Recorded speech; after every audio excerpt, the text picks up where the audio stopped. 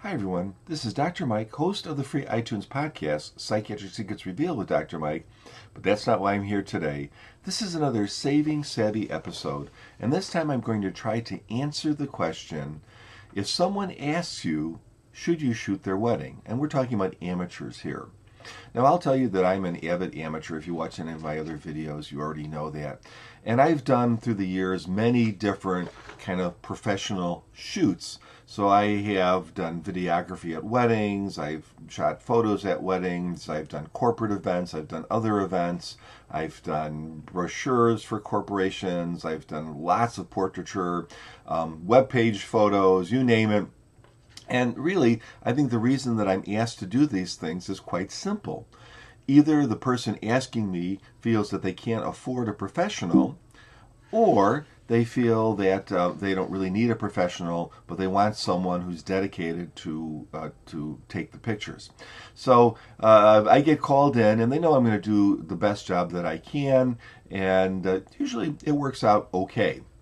So the first wedding that I actually shot was it started out as a video event. So the couple had asked me to do the video work for a wedding, and then I also wound up taking pictures. Now, in those days, I didn't even have a DSLR. This was in 2002.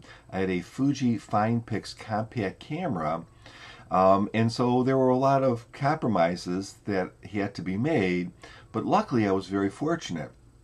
The wedding itself was in a rented kind of a building that had a lot of big windows that were just clear windows, so we had a lot of open, beautiful light. The minister was a friend of the groom's family, and she was very accommodating as far as taking pictures. And so we were able to really kind of pull it off, do the whole thing, video and some photos too. And it actually turned out pretty, for what it was, it turned out pretty okay. So you don't necessarily need the best equipment, but you definitely need to plan. So how did I plan for this event? Well, besides things like thinking about what equipment and charging the batteries, I also looked at my own personal wedding album to see what sorts of shots the professional photographer took. And I wrote them down. And I even highlighted shots that I thought were absolutely necessary, or shots that I thought that I might just naturally forget, like a shot of the wedding cake, for instance, which would be important, but you normally wouldn't think about that. The other thing that I would say with that wedding and all other events that I've done since is that you really want to find out what the setting is. So if you're going to be shooting in a church, find out what the lighting is like in that church. Find out what the rules are in that church or synagogue. Many places of worship really don't want you taking flash pictures during the ceremony. Some places will restrict you to the back of the church. So you have to be prepared for those situations, and the best way to be prepared is to ask. Now, let's say you have a basic DSLR and not a lot of extra stuff. Maybe you just have the stock lens. Well, you might want to ask around to see if you can borrow a telephoto lens or a tripod or a speed light. If you're thinking of upgrading to some of those things, this might be a great time to buy yourself a speed light. You can also rent equipment. So for instance, you can rent lenses, you can rent camera bodies online. I'm sure camera shops do it too. I'd be a little cautious when it comes to renting a complicated camera body.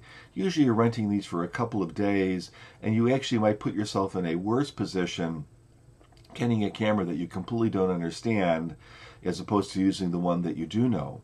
However, that's not the case with, let's say, a 200 millimeter zoom lens or telephoto lens. Let's say you're renting one of those with a constant aperture of 2.8. That might make a huge difference if you're back in the back of the church on the tripod with that great, awesome quality lens. You might get shots that you simply could not get with your normal equipment.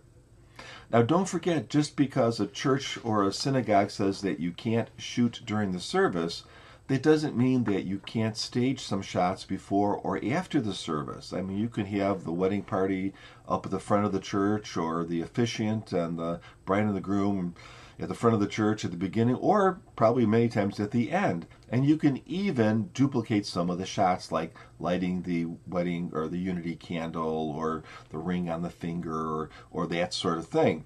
So think ahead and ask if that's okay. And many times, even if it's not okay to shoot or flash in the church, it is okay to do those things.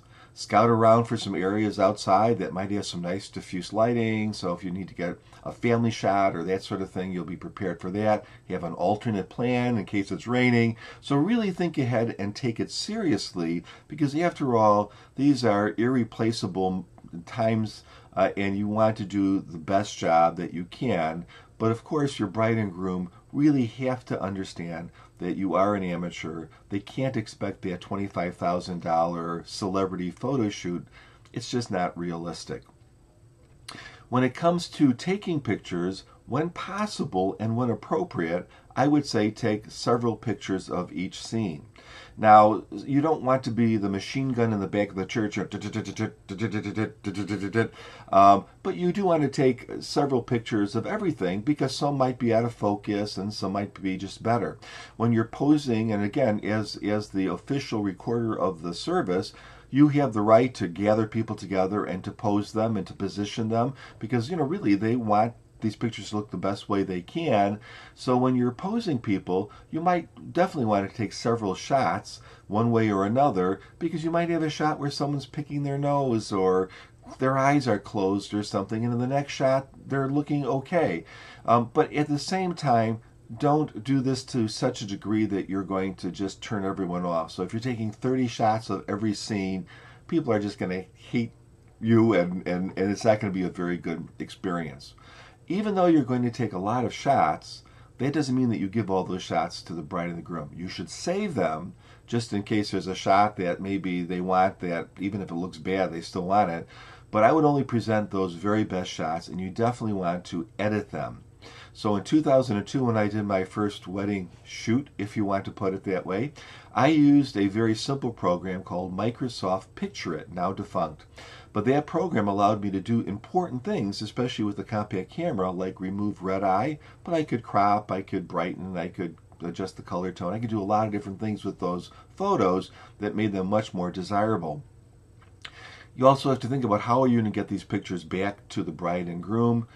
In the day when I did this in 2002, what I did was I burnt a little slideshow with music with all the photos, and then in a separate directory on that CD, I had all the corrected JPEG files, which then allowed the couple to do with them whatever they wanted. They could print one or two or none or all, or it was really up to their choice. Nowadays, of course, we have many other options, which would include things like using a photo site or putting the photos on a flash drive, or even making a book. So the computer that I'm using right now, which is a Mac, has built right into it software that allows me to make photo books. And there's ways to do that, and other ways too, of course. So that could be a great thing, but then here again, think about who's paying for it. Now, if this is your niece and they don't have a lot of money and you want to, be a good uncle or aunt, well, maybe you're going to just do the whole thing. You're going to take the pictures, you're going to do the editing, and you're going to make a book and give it to them, perhaps as their wedding present. If this is a more distant connection, well, maybe they have to pay for their own photographs. Or maybe there's something in between. Maybe you're willing to put together a simple book, but they want dozens of pages, and maybe they need to pay for that. They'll still save quite a bit of money. So you have to kind of decide where your finances are, where your level of connection is, what their finances are, and that sort of thing. So this advice, I think, will carry you along, and I would encourage you, if you feel up to it, to try this, because you're really helping someone out. Professional photographers will always tell you, go with the professional. The bride and groom won't be happy. But really, there really are cases where this is not, they really don't have that option.